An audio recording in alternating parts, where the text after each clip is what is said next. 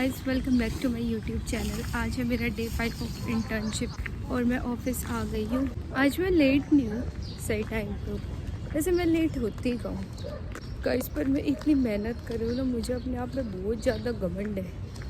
मुझे अपने आप पे बहुत ज़्यादा घमंड है कि मैं रोज़ अपना खाना बना के लाती हूँ। मैं इतनी हेल्थ कॉन्शियस हो रही हूँ, चाहे आपके यहाँ पे रोज़ चिप्स कुरकुरे ही खाने हो, बट एटलीस्ट मैं बना तो रही हूँ।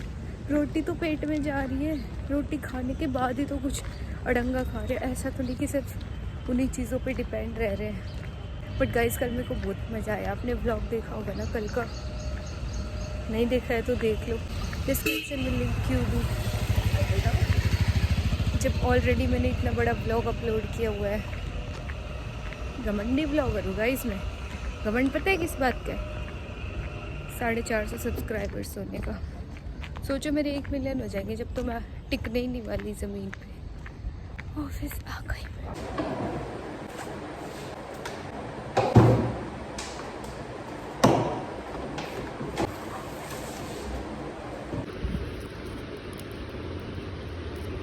What did you use to make this? Maida?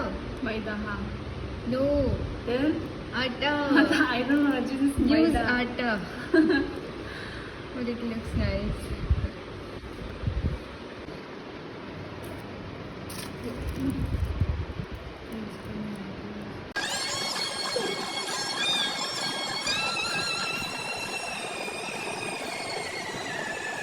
Guys, इस लड़की को देखो, अपने पूरी शिद्दत से काम करने लग रही है। तो अभी एक वर्ड भी समझ नहीं आ रहा है।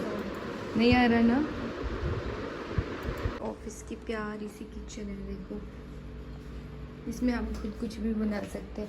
इनमें हमारे लिए सामान रखा रहता है जिसके लिए हमें कुछ पे नहीं करना होता। और स्वीट। सो अभी मैं कॉफ़ी बना रही हूँ मेरे लिए और सेंटी के लिए।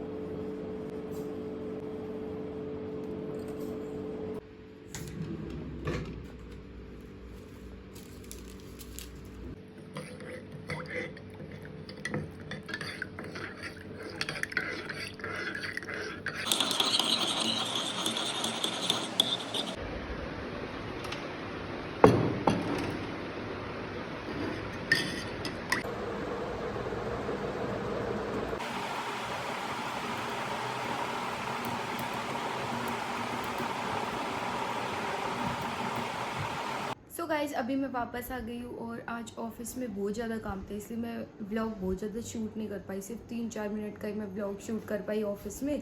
और कल मुझे जाना है एक साइट विज़िट पे। मैं इतनी खुश हूँ कि मुझे साइट विज़िट पे जाने का मौका मिल रहेगा। इस मेरी जो इंस्टीट्यूट है ना, वो सब चीज़ों को बैलेंस करके चल रही है। इंस्टीट्यूट नहीं, मतलब मेरी जो ऑर्गेनाइजेशन है ना, जिसके लिए मैं काम कर रही हूँ, वो सब चीज़ों को बैलेंस करके चल रही है कि मुझे मतलब हर प्लेटफॉर्म पे भी काम करवा रहे हैं और साइट पे भी भेज रहे हैं ताकि मुझे समझ में आए कि कैसे काम होता है।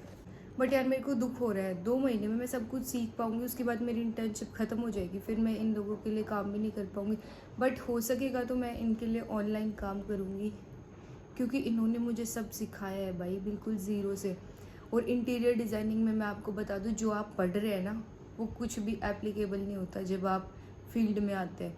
मतलब आप कॉलेज में रहोगे, जब आपको डायमेंशंस रटवाएंगे, जबकि आपको समझ आना चाहिए मटेरियल्स, फैब्रिक्स, कलर पैलेट्स, क्या थीम होता है, किस थीम में क्या डालते हैं, कैसे कॉन्सेप्ट शीट बनती है, ये सब समझाना चाहिए। और आपको रटवाएंगे interior material and construction technique के डायमेंशंस रटवाएंगे। हाँ, वो भी ज़रूरी है, बट ज़्यादा ज़रूरी जो चीज़ होती है ना, वो हमारे लिए डिज़ाइन होता है, ना कि कंस्ट्रक्शन तो आर्किटेक्चर भी कर लेंगे ना। हमें सोचो, एक टाइम था जब वो सिखा रहे थे डायमेंशन, मतलब नेल्स की भी डायमेंशन याद करवा रहे थे, कील की डायमेंशन याद करवा रहे थे। और यहाँ के समझ आया है कि क्या चीज़, कैसे काम होता है। और पहले जब हम सर्वे पे भी जाते थे ना, तो हम लोग ऐसे प्रिटेंड करते थे वहाँ पे जाके, मतलब हमें हर वीकेंड पे मार्केट सर्वे जाने बोलते थे। तो जब हम सर्वे पे भी जाते थे तो हम ऐसे प्रिटेंड करते थे जाके जैसे हमें कुछ ख़रीदना है, ताकि हमें उनसे प्राइस जानना होता था ना, हमें पता लग पाएगी किस चीज़ की क्या मार्केट वैल्यू है। तो हम जाते थे, हम उससे प्राइस पूछते थे और उन लोगों को लगता था ये लोग ऐसी बकवास करने आए, स्टूडेंट से कुछ खरीदेंगे तो नहीं। उन्हें भी पता है कि कैसे मार्केट सर्वे होती है, उन दुकानदारों को भी पता है। तो बोल देते थे जाओ, नहीं बता रहे हम तुम्हें। हम कहते थे अरे हम खरीदेंगे, कहते थे नहीं बताना। बहुत डिफ़िकल्ट होती है गाइस मार्केट सर्वे, बट जब आप कंपनी के लिए काम कर रहे हो ना, तो जो आपको सर्वे में चीज़ें समझ आती है ना, वो कंपनी आपको खुद समझा देती है। क्योंकि एक तो आप किसी ऑर्गेनाइजेशन की साइड से कहीं पे जाओ, एक खुद जाओ, वो डिफरेंस तो होता ही है भाई। और लोगों के इतने सारे क्वेश्चन थे एमिटी से रिलेटेड, मतलब लोग मेरे से पूछ रहे हैं कि ये कोर्स है क्या, आपको ये करना पड़ता है क्या, और एमिटी में कैसे एडमिशन ले प्रोसेस। मैंने, और वैसे तो मैं एडमिशन प्रोसेस वगैरह बता चुकी हूँ, बट फिर भी अगर किसी को वापस जाननी हो तो मैं बता दूँगी।